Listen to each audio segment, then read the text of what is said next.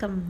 இன்றைக்கி ரொம்ப சூப்பரான கர மொறு மொறுன்னு ஜம்முன்னு சாப்பிட்றதுக்கான ஒரு ஸ்நாக் ரெசிபி தாங்க வீட்டில் செய்கிறோம். எப்படி செய்யலான்னு பார்க்கலாம். பாருங்கள், இது தட்டைன்னு சொல்லுவாங்க. இந்த தட்டை ரொம்ப சூப்பராக சிம்பிளாக வித்தின் ½ அன் ஹவரில் செஞ்சு முடிச்சிடலாம். ரொம்ப டைம் எடுக்கணும்னு அவசியம் இல்லை. நம்ம என்ன கம்மியான குவான்டிட்டி தான் செய்கிறோம், அதனால் சீக்கிரமாக டக்குன்னு செஞ்சு முடிச்சிடலாம். அவ்வளோ டேஸ்ட்டாக மொறு மொறுன்னு சூப்பராக இருக்கும். கண்டிப்பாக உங்கள் வீட்டில் ட்ரை பண்ணி பாருங்கள். இப்போ வாங்க இது எப்படி செய்யலான்னு பார்க்கலாம். நான் இதை செய்கிறதுக்காக 2 கப் அரிசி மாவு எடுத்திருக்கேன். இந்த 2 கப் அரிசி மாவும் கடையில் வாங்கின பேக்டு மாவு தான். வீட்டில் எதுவும் நான் ரெடி பண்ணலை. கடையில் வாங்கின அரிசி மாவு தான் யூஸ் பண்ணியிருக்கேன். புட்டு இதெல்லாம் செய்கிறதுக்காக யூஸ் பண்ணுறோம்ல, அந்த அரிசி மாவு தான் இது. 2 கப் அரிசி மாவு சேர்த்துருக்கேன். இது கூடவே ஊற வச்ச கடலைப்பருப்பு ஒரு 2 டீஸ்பூன் அளவுக்கு ஊற வச்சுருக்கேன். கடலைப்பருப்பு முன்னாடியே ஊற வச்சு நான் அதை சேர்த்துருக்கேன். இப்போ கொஞ்சம் காரம் ஒரு ஃப்ளேவருக்காக பூண்டும் 2 காஞ்ச மிளகாவும் மிக்ஸி ஜாரில் கொஞ்சமாக லைட்டாக தண்ணி விட்டு அரைச்சி கரகரப்பாக அரைக்கணும். ரொம்ப சாஃப்ட் பேஸ்டெல்லாம் வேண்டாம், கரகரப்பாக அரைச்சி எடுத்துக்கலாம்.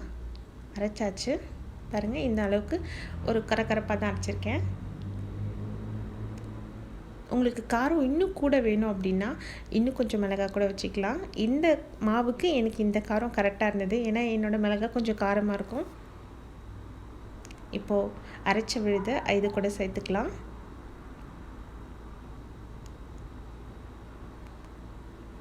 கூடவே கொஞ்சமாக பெருங்காயத்தூள், கட்டி பெருங்காயமாக இருந்துச்சுன்னா தண்ணியில் போட்டு கரைச்சி ஆட் பண்ணிக்கோங்க. இது கறிவேப்பிலை,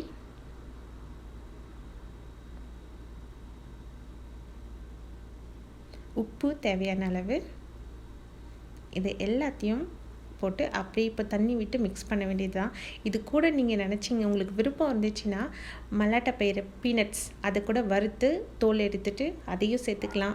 மிளகு ஃப்ளேவர் லைக் பண்ணுறவங்களா இருந்தால் இது கூட மிளகு கூட க்ரஷ் பண்ணி ஆட் பண்ணிக்கலாம். அதுவும் நல்ல ஒரு ஃப்ளேவரோட சூப்பராக இருக்கும். நான் இன்றைக்கி மிளகுலாம் எதுவும் சேர்க்கலை, ஏன்னா என் பொண்ணு சாப்பிடுவா, அவளுக்கு மிளகு பிடிக்காது.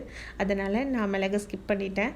பீனட்ஸ் நான் எதுவும் ஆட் பண்ணலை, என்கிட்ட இல்லாததால். இப்போது இருக்கிறத அப்படியே நம்ம எல்லாம் தண்ணி போட்டு நல்லா மிக்ஸ் பண்ணி சப்பாத்தி மாவு எந்த அளவுக்கு சாஃப்டாக பசைகிறோமோ அந்த அளவுக்கு சாஃப்டாக நம்ம பசைஞ்சிக்கணும். இப்போது மாவு பசஞ்சாச்சு. இந்த மாவு காஞ்சிடாமல் இருக்கிறதுக்காக லைட்டாக இதுக்கு மேலே ஆயில் போட்டு தடவி வச்சுக்கலாம். ஏன்னா நம்ம எல்லாத்தையும் உருட்டி எடுத்து முடிக்கிறதுக்குள்ளார ஒரு பக்கம் மாவு காஞ்சிடும். அது காயாமல் இருக்கிறதுக்காக நம்ம ஆயில் போட்டு ஃபுல்லாக தடவிடுறோம்.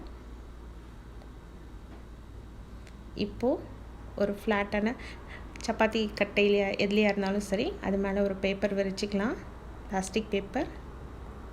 இதில் ஆயில் கொஞ்சம் ஸ்ப்ரெட் பண்ணி நல்லா அப்ளை பண்ணி வச்சுக்கலாம். ஏன்னா நம்ம இது மேலே தான் மாவு வச்சு உருட்ட போகிறோம். மாவு உருட்டும் போது எதுவும் ஸ்டிக் ஆகாமல் ஒட்டாமல் வரணும். அதுக்காக தான் ஃபஸ்ட் ஆயில் அப்ளை பண்ணி இதை ரெடி பண்ணிக்கலாம். நல்லா ஆயில் அப்ளை பண்ணி வச்சாச்சு. இப்போ கொஞ்சமாக ஒரு சின்ன உருண்டையாக மாவை எடுத்துக்கலாம். இது மாவை இந்த கட்டை மேலே ஃப்ளாட் போர்டு மேலே வச்சு நம்ம நார்மலாக சப்பாத்தி கட்டை வச்சு சப்பாத்திக்கு மாவு எப்படி உருட்டுறோமோ அது போல் ஒரு சின்னதாக ஒரு 2-3 மில்லிமீட்டர் திக்னஸ் இருக்கிற அளவுக்கு பார்த்துக்கோங்க. அதுதான் உருட்டியாச்சு. இப்போ நம்ம எண்ணெய் அப்ளை பண்ணியிருக்கிறதால பாருங்கள், பேப்பரில் எதுவும் ஒட்டலை, அழகாக ஸ்மூத்தாக வந்துடுச்சு. இப்போ இது மாதிரி ரவுண்ட் ஷேப்பில் இருக்க எதனா ஒரு கட்டிங் வச்சு கட் பண்ணிக்கலாம். உங்களுக்கு எந்த ஷேப் பிடிக்குதோ அந்த ஷேப்பில் கூட கட் பண்ணிக்கலாம். எக்ஸ்ட்ரா இருக்க போர்ஷன்ஸ் மாவு எல்லாத்தையும் எடுத்துட்டு நம்ம கட் பண்ணி வச்ச எல்லா ரவுண்ட் ஷேப்ஸையும் தனியாக கலெக்ட் பண்ணிக்கலாம்.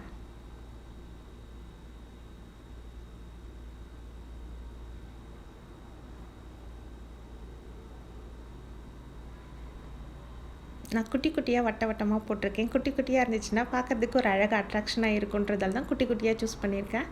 எல்லாத்தையும் நான் கட் பண்ணி தனியாக எடுத்து வச்சுருக்கேன் பாருங்கள். இது போல் நீங்கள் எல்லாத்தையும் எடுத்து வச்சுக்கோங்க ஃபஸ்ட்டு. இப்போது ஸ்டவ்வுக்கு போவோம். நான் ஆல்ரெடி எண்ணெய் சூடு பண்ணி வச்சுருக்கேன். இது ரொம்ப ஹீட்லலாம் இல்லை, மீடியம் ஹீட்லேயே இருக்கட்டும்.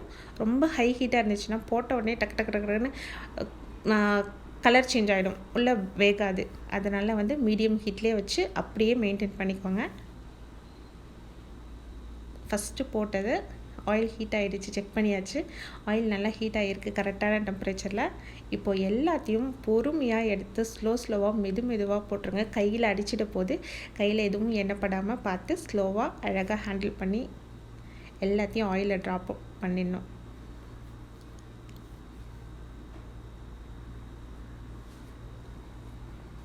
குட்டி குட்டியாக அழகாக வட்டமாக சூப்பராக இருக்குது. பார்க்கவே ரொம்ப சூப்பராக இருக்கும். டேஸ்ட்டும் அதே அளவுக்கு சூப்பராக இருக்கும். கண்டிப்பாக உங்கள் வீட்டில் நீங்கள் செஞ்சு பாருங்கள்.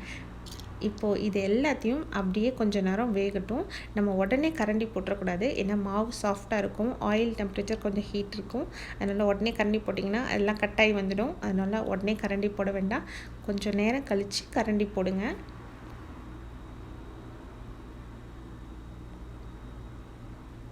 எல்லாம் கொஞ்சம் நேரம் பாயில் ஆகிடுச்சு.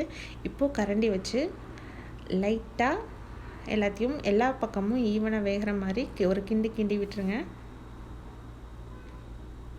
இது மாதிரி குட்டி குட்டியாக கட் பண்ணி போடுறதுக்கு விருப்பம் இல்லை அப்படின்னா நீங்கள் வந்துட்டு சப்பாத்தி நம்ம ப்ரெஸ் பண்ணுவோம் பார்த்தீங்களா, அது போல் வச்சு ப்ரெஸ் பண்ணி கூட பெருசான ஷேப்பில் கூட போடலாம்.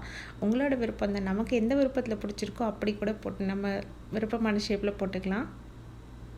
இதை எல்லாம் நல்லா பாயில் ஆகிட்டோம். ஆயிலில் போடும்போது நல்லா எந்த அளவுக்கு பபுள்ஸ் வந்துட்டுருக்கு பாருங்கள். இப்போது அப்படியே பபுள்ஸ் லைட்டாக குறைய ஆரம்பிச்சிடும், ஏன்னா அது வெந்ததுக்கப்புறம் பபுள்ஸ் ஃபுல்லாக அடங்கிடும்.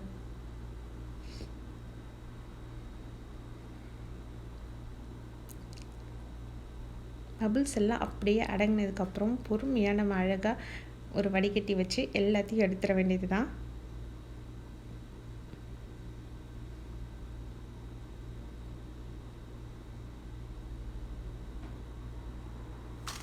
பார்க்கும்போதே கலர் பாருங்கள், அப்படி கோல்டன் கலரில் அந்த மிளகாய் வந்து அங்கங்கே திட்டாக ரெட் கலரில், இன்னும் சூப்பராக கருவேப்பிலை க்ரீன் கலரில் அவ்வளோ அழகாக அட்ராக்ஷனாக இருக்குது.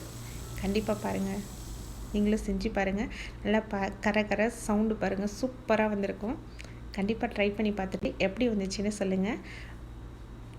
இந்த வீடியோ உங்களுக்கு பிடிச்சிருந்துச்சின்னா ஒரு லைக் கொடுங்க. தேங்க்யூ.